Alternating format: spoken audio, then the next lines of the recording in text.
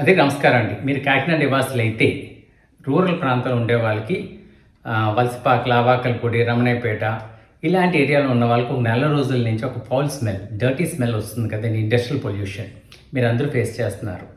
So ఈ యొక్క pollution గురించి చాలామంది రిపోర్ట్ చేయడం జరిగింది. చాలామంది కన్సర్న్ అధికారులు ఎన్వైరన్మెంట్ పొల్యూషన్ బోర్డుకి చాలామంది రిపోర్ట్ చేశారు. వాళ్ళు ఇదిగో చూస్తున్నారు, అదిగో చూస్తున్నారు అంటున్నారు, కానీ రిజల్ట్ మాత్రం లేదు. నెల రోజులు దాటింది.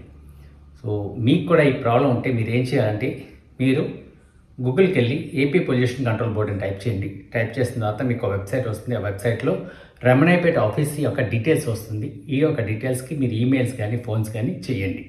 ఎందుకంటే ఇది కలెక్టివ్ రెస్పాన్సిబిలిటీ. నేను కానీ లేకపోతే ఇద్దరు ముగ్గురు చేస్తే మాత్రం సరిపోదు. ఎందుకంటే ఇది మన పిల్లల ఆరోగ్యం, మన ఆరోగ్యానికి సంబంధించిన విషయం. ఎందుకంటే అధికారులు ఏంటంటే దాని మీద చర్యలు తీసుకోవాలి. ట్యాక్స్ పేయర్గా మనం ట్యాక్స్ పే చేస్తే వాళ్ళ యొక్క శాలరీస్ వస్తున్నాయంటే వాళ్ళు మన హెల్త్ గురించి అంత ఇంపార్టెన్స్ తీసుకోవాలి. నెల రోజులు అవుతుందండి.